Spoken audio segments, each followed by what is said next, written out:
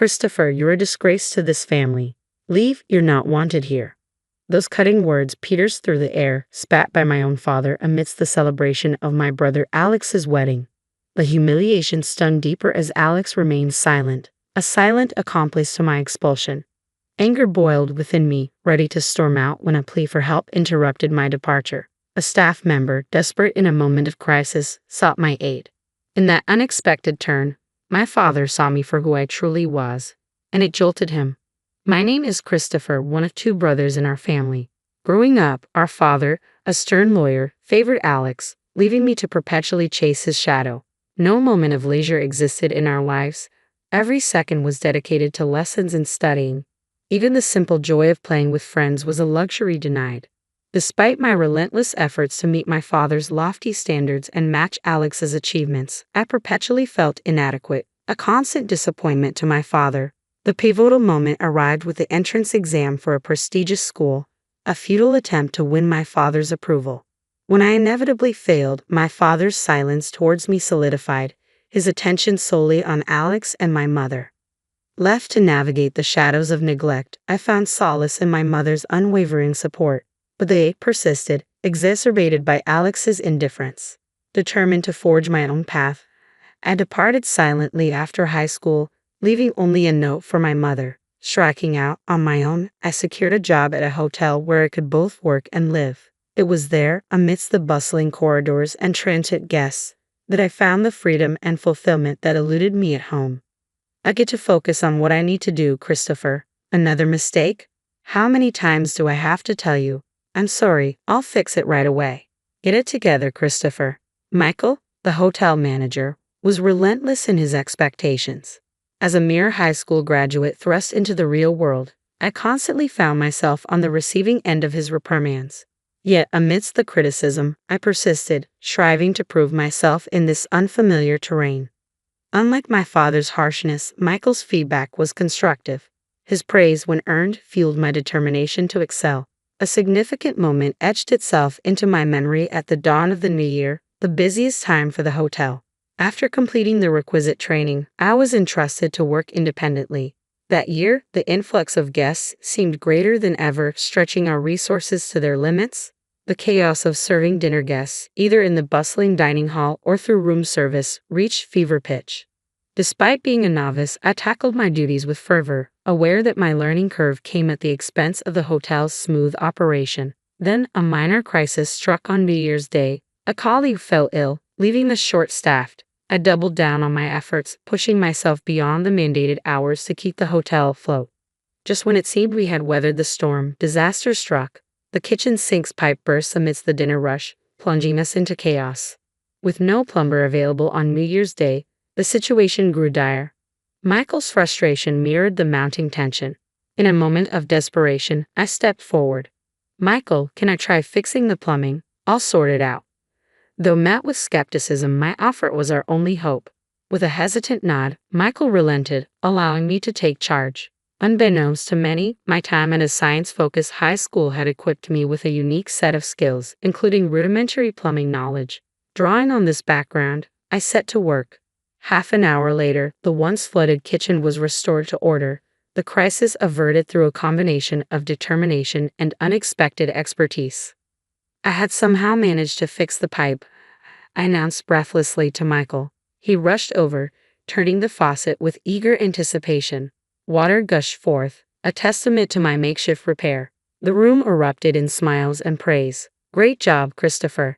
You're my pride and joy, Michael declared, his words washing over me with warmth.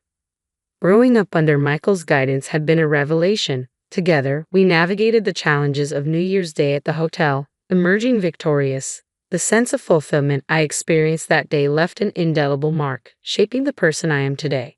15 years flew by, and I found myself fully immersed in my role at the hotel. Then, one day, a letter arrived from Mom, breaking the silence that had settled between us. It bore news of Alex's impending marriage. Though I had drifted apart from Dad and Alex, Mom's plea for my presence at the wedding tugged at my heartstrings. Reluctantly, I agreed to attend. The venue, a luxurious hotel, mirrored Alex and Dad's penchant for extravagance. As I arrived, clad in a trusty suit, I couldn't shake the feeling of being out of place amidst the elite gathering. Perhaps Alex's bride, a woman of impeccable grace, was a product of Dad's networking or a strategic alliance. In the waiting room, surrounded by faces of high society, I found myself an outsider, observing from the periphery. With no one to engage, I became a silent observer, watching the intricate dance of privilege and power unfold before me. As I locked eyes with two familiar faces, a sense of unease settled within me.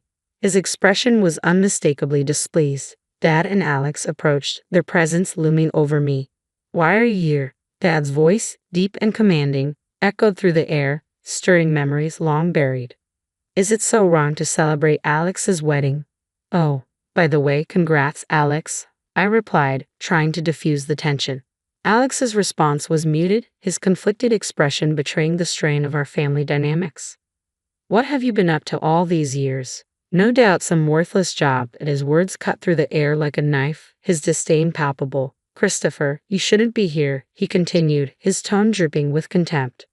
Mom rushed over, attempting to intercede.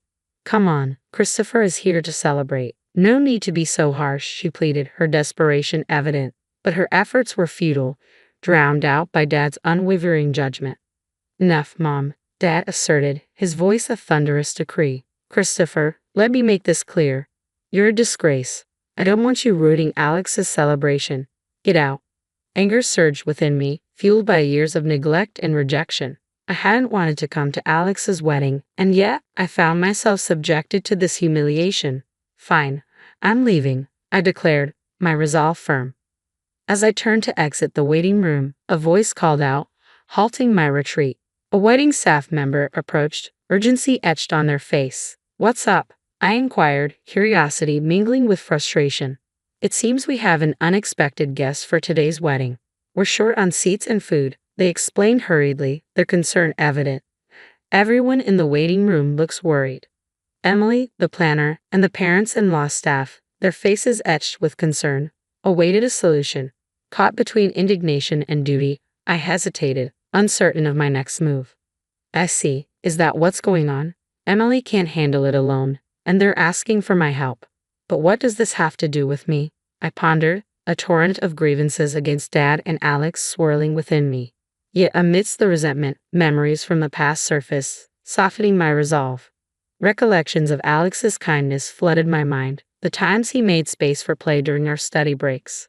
If I walked away now, I'd be no better than Dad. With a determined sigh, I turned back to the wedding staff. "Can you take me to Emily?" I requested, a flicker of resolve in my voice. The staff member's face softened, and I followed them back into the waiting room, reclaiming the ground from which I had been expelled moments before.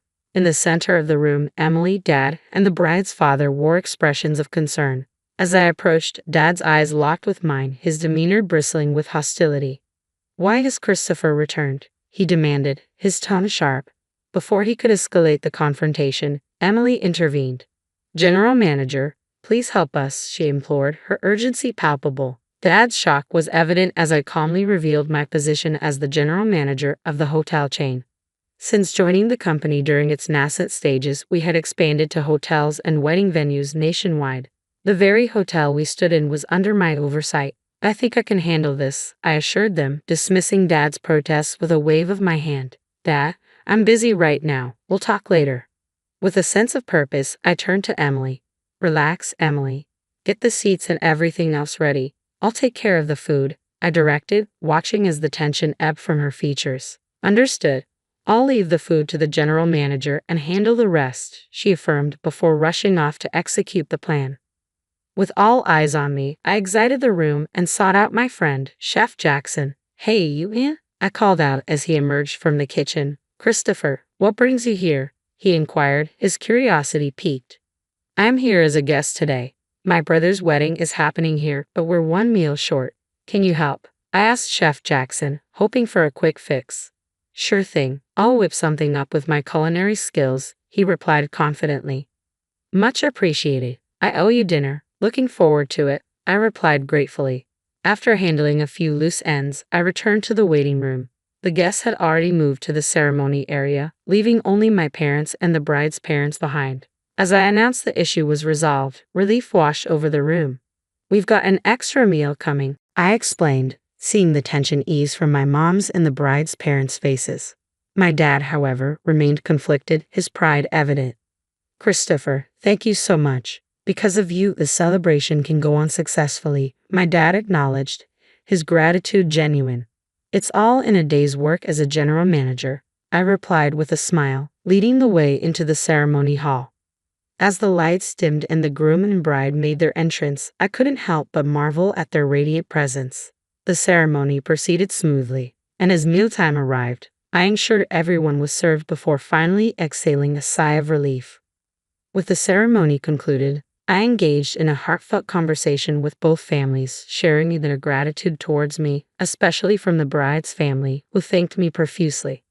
"These moments are why I love my job," I admitted sincerely as their expressions of gratitude warmed my heart. "Christopher, thank you so much. We had the best day ever, all thanks to you," they expressed with genuine appreciation.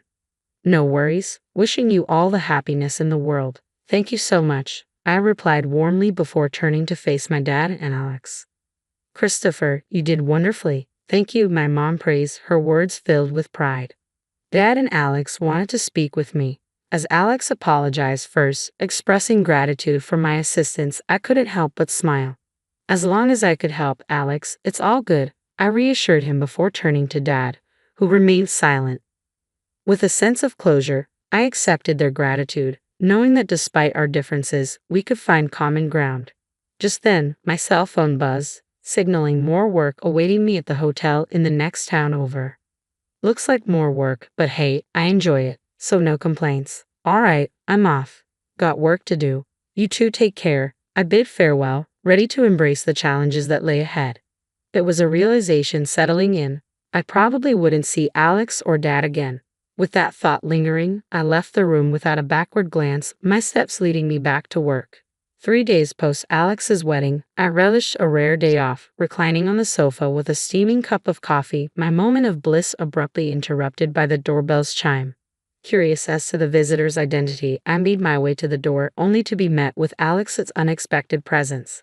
"Alex, what brings you here?" I inquired, surprised by his appearance.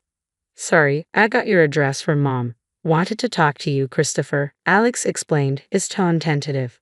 I welcomed him in, brushing off any concerns about the tidiness of my home. As I poured him a cup of coffee, Alex expressed gratitude, taking a slow sip.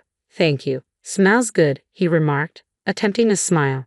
As we settled into conversation, Alex's demeanor shifted, his gaze unwavering as he broached the topic at hand.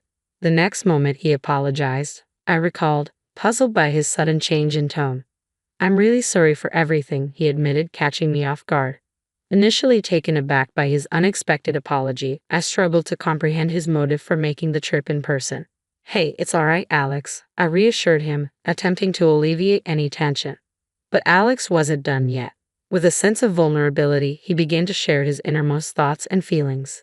"You might think I'm the older brother who can do anything, but I envy you, Christopher," he confessed, his words striking a chord. Silence enveloped the room as Alex's confession hung in the air, leaving me at a loss for words. His admission took me by surprise, shattering preconceived notions and revealing a side of him I had never seen. "I had no idea you felt that way, Alex," I admitted, a twinge of guilt gnawing at me as I processed his revelation. "That's just it. It's not your fault, Christopher," Alex reassured me, his weak smile betraying a depth of emotion. In that moment, a sense of understanding washed over me, bridging the gap between us. "Alex, I'm sorry. I never considered that you were struggling too," I confessed, my own remorse surfacing. My brother's smile, though faint, spoke volumes. "That's just it. It's not your fault, Christopher," he reassured me, his words echoing in the quiet room. With a newfound sense of empathy and connection, we found the words to express what had long been left unsaid, strengthening the bond between us. "I think you've been through struggles I can't even imagine. I truly admire that. But I also want you to know about me," I confessed to Alex, feeling the weight of my words as they hung in the air. Taking a deep breath, I paused, gathering my thoughts before continuing.